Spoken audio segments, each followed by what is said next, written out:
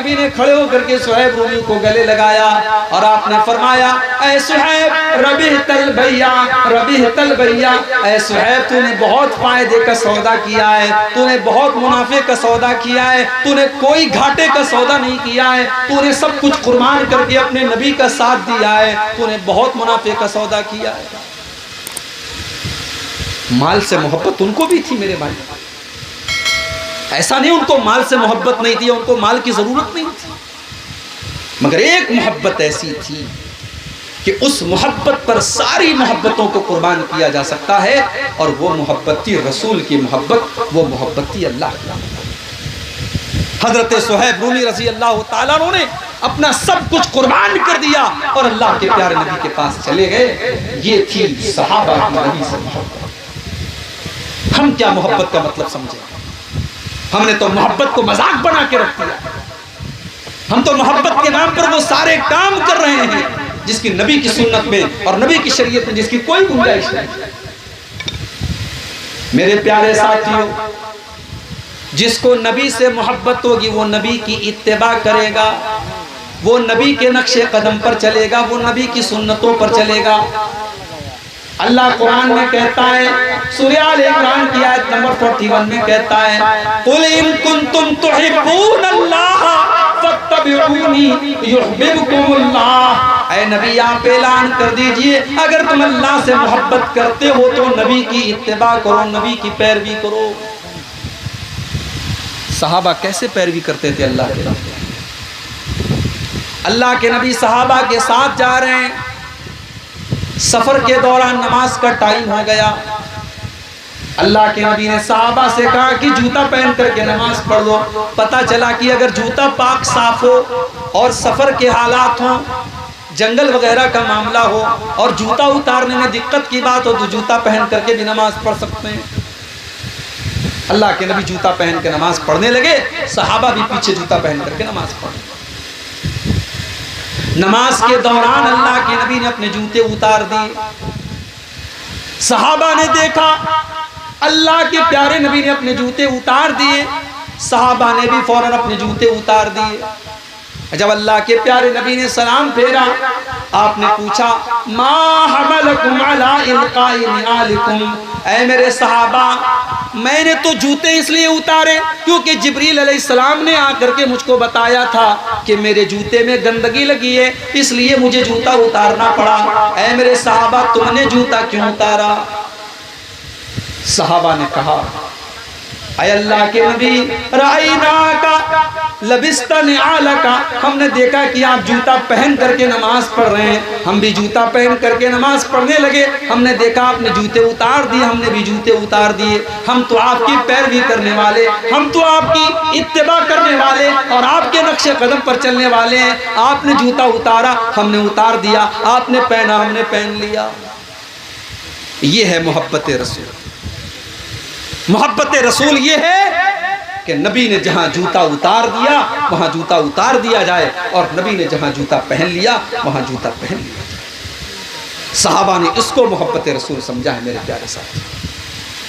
और रबीउल अव्वल का महीना, अगर एक तरफ नबी की पैदाइश का महीना है तो दूसरी तरफ नबी की वफात का महीना है। अगर इस्लाम में किसी की पैदाइश की खुशी है तो फिर किसी की मौत का गम भी होना चाहिए, लेकिन इस्लाम इन सब फजूलियात से पाक है मेरे प्यारे साथ। और जिसको ये याद है कि रबीउल अव्वल के महीने में अल्लाह के नबी पैदा हुए, उसको ये भी याद होना चाहिए कि इसी महीने में अल्लाह के नबी का इंतकाल भी। अच्छा, आपको ये पता है रबीउल अव्वल के पहले कौन सा महीना आता है? आप लोग बताइए, कौन सा महीना आता है रबीउल अव्वल के पहले? मालूम है? जनवरी, फरवरी, मार्च, अप्रैल सबको आता है। इस्लामी कैलेंडर के 12 महीनों का नाम भी हमें और आपको नहीं पता। वज़ा में तुम हो नसारा तो तमद्दुन में हुनूद, ये मुसलमान है जिन्हें देख के शर्माए। ये आज के मुसलमान को इस्लामी 12 महीनों के नाम भी नहीं पता।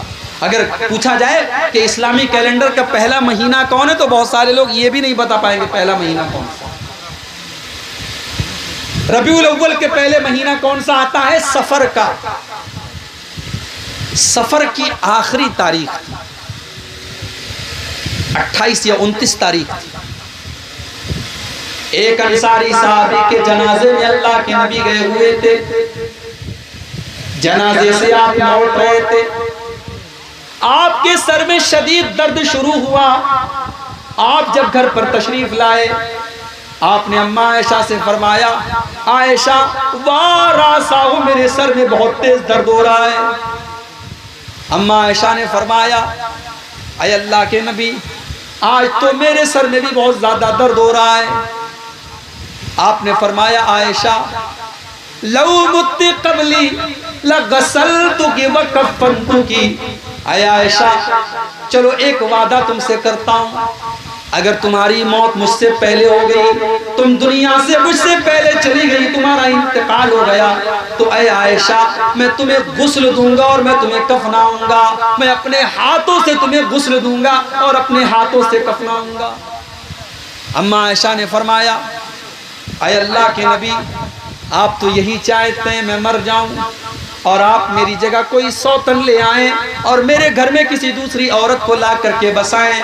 आपने अम्मा आयशा के साथ हंसी मजाक भी किया, लेकिन मेरे प्यारे साथियों, यही दिन था जिस दिन से अल्लाह के नबी की बीमारी का आगाज हुआ, आपके मर्जुल मौत का आगाज हुआ।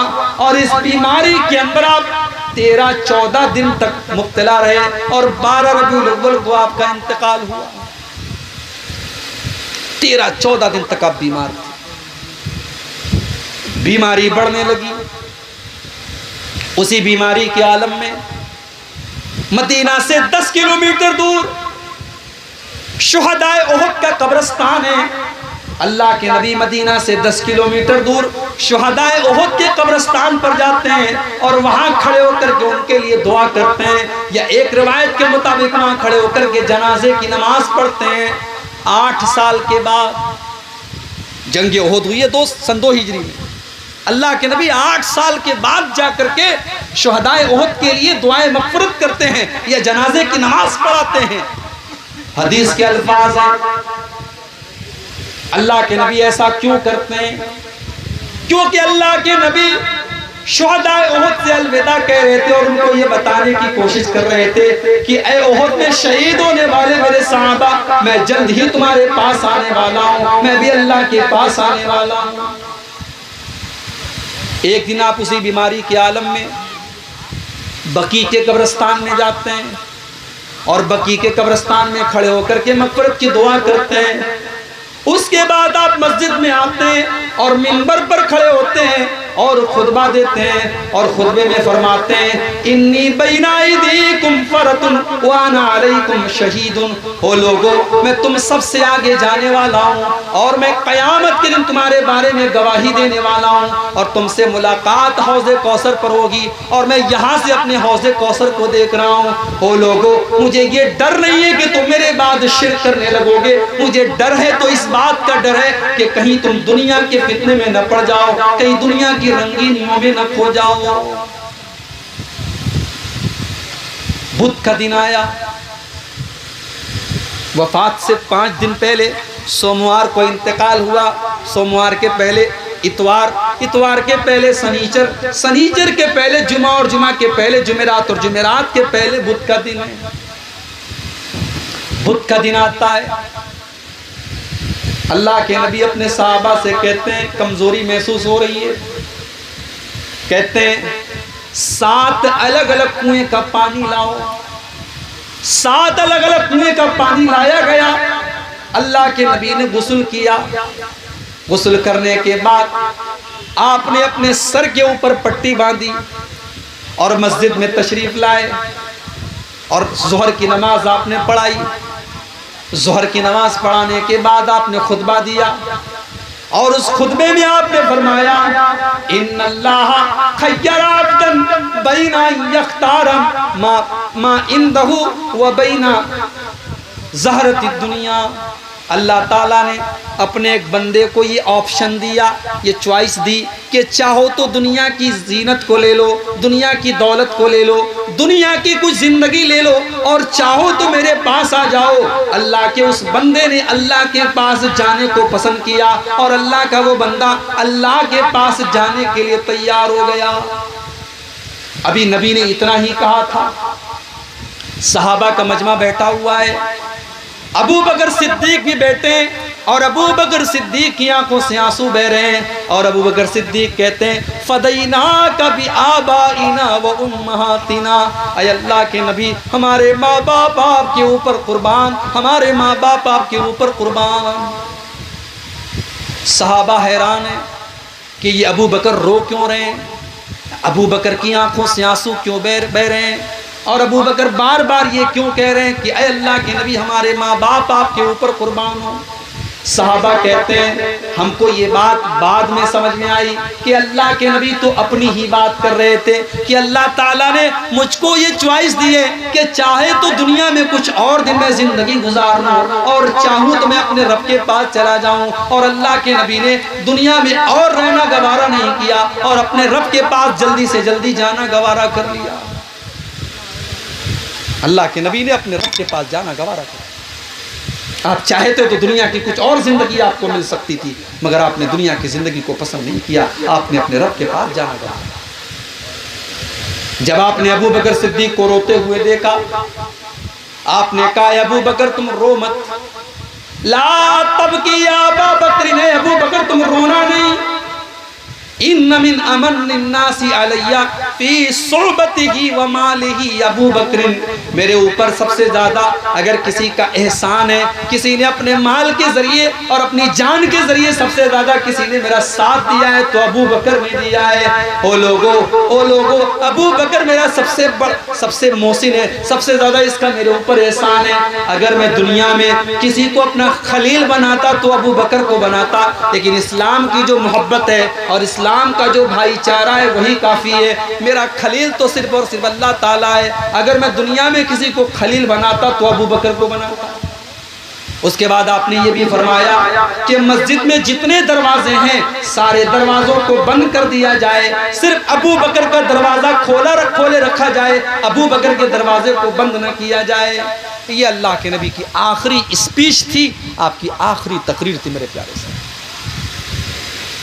अच्छा, अल्लाह के नबी को एहसास हो गया था कि मैं दुनिया से जाने वाला हूं। सन 10 हिजरी तक इस्लाम मुकम्मल हो चुका था, इस्लाम के सारे अहकाम पर अल्लाह के नबी अमल कर चुके थे, सिर्फ एक चीज बाकी थी, आपने हज नहीं किया था।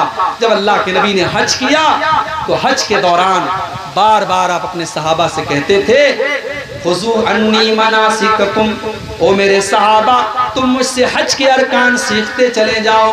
लअल्ली ला अलकाकुम बादा आमी हाज़ा, हो सकता है कि आइंदा साल मेरी मुलाकात तुमसे ना हो सके, हो सकता है कि आइंदा साल तुम अपने नबी को ना देख सको, इसलिए ऐ मेरे सहाबा मुझसे हज का तरीका सीखते चले जाओ। मुआज़ इब्न जबल रज़ी अल्लाह ताला अन्हु को अल्लाह के नबी यमन भेज रहे थे।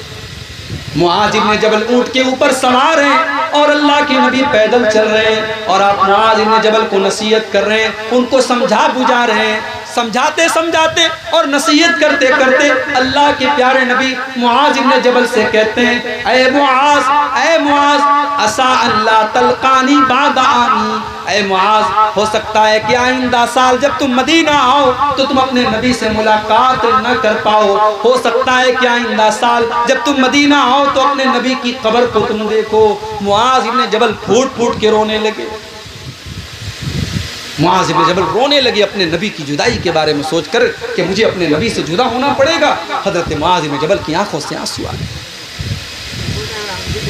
जुमेरात का दिन आया, वफात से 4 दिन पहले जुमेरात का दिन आया।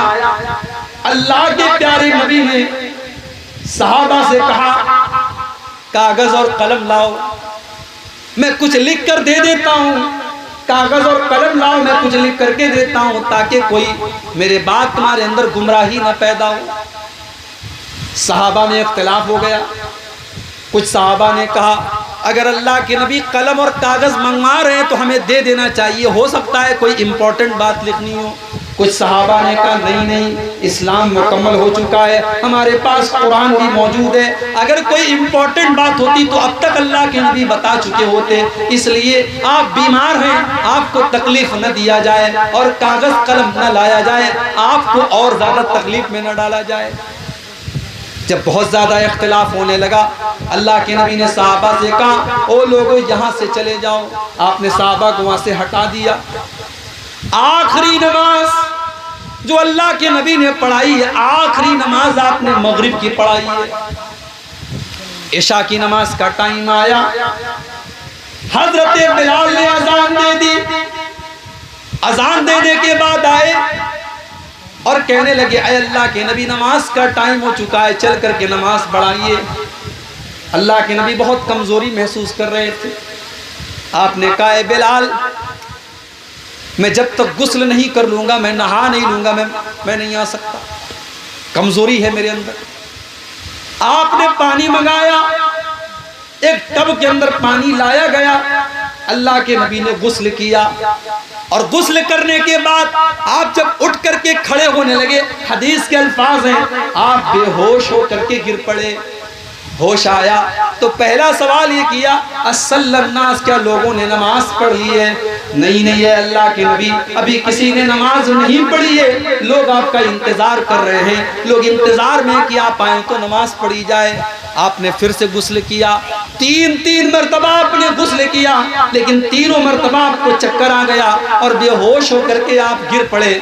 जब आपने देख लिया मेरे अंदर मस्जिद में जाने की ताकत नहीं है, मेरे अंदर नमाज पढ़ाने की ताकत नहीं है, आपने फरमाया, ओ लोगों, जाओ अबू बकर से कहो, अबू बकर से कहो वो मेरी जगह नमाज पढ़ाए। अम्मा आयशा कहती हैं, मैं डर गई। मैं सोचने लगी, अगर अल्लाह के नबी की जगह मेरे बाप मुसल्ले पर खड़े होंगे और अल्लाह के नबी को कुछ हो गया तो हो सकता है कि लोग मेरे बाप पर उंगली उठाएं कि इसने नबी की ज़िंदगी में, नबी के मौजूदगी में नमाज पढ़ाई थी। तो मैंने बहाना करने की कोशिश की। मैंने कहा, अल्लाह के नबी, मेरे बाप से नमाज न पढ़वाइए, मेरे वालिद बड़े कमज़ोर दिल के हैं, मेरे वालिद हो सकता है कि नमाज में रो पड़े और अल्फाज उनकी ज़ुबान से न निकले। अय अल्लाह के नबी, किसी और को इमाम बना दीजिए। अल्लाह के प्यारे नबी ने फरमाया, ऐ आयशा, या बल्लाहु वल मुमिनून इल्ला अबा बकरिन, अल्लाह ताला को और ईमान वालों को अबू बकर के अलावा कोई मंजूर ही नहीं है। नमाज अगर पढ़ाएंगे तो अबू बकर पढ़ाएंगे। अल्लाह के नबी की जिंदगी में 17 टाइम की नमाजें हजरत अबू बकर सिद्दीक ने पढ़ाई। जुमेरात के दिन इशा की नमाज से लेकर के फजर की, सोमवार के दिन फजर की नमाज तक 17 टाइम की नमाजें हजरत अबू बकर सिद्दीक ने अल्लाह के प्यारे नबी की जिंदगी में पढ़ाई है। मेरे प्यारे साहब, जुमा का दिन आया, अल्लाह के नबी कमजोर है, मस्जिद में आने की ताकत नहीं है। शनीचर का दिन आया, अल्लाह के नबी ने अम्मा आयशा से कहा, है आयशा, मेरे पास एक सोने की डली थी, जरा देखो क्या वो सोने की डली मेरे पास है। अम्मा आयशा ने तलाश किया तो सोने की डली मिल गई। अल्लाह के नबी ने कहा, अरे आयशा, मैं अपने रब से इस हाल में नहीं मिलना चाहता कि मेरे घर में सोना रखा हो, जाओ इस सोने को अल्लाह की राह में खर्च कर दो, इस सोने को गरीबों को दे दो, फकीरों को दे दो। हजरत आयशा ने उस सोने की डली को अल्लाह की राह में सदका कर दिया। कमजोर है आप, मरजुल मौत में है आप, मगर फिक्र है कि मेरे घर में सोना चांदी नहीं होना चाहिए।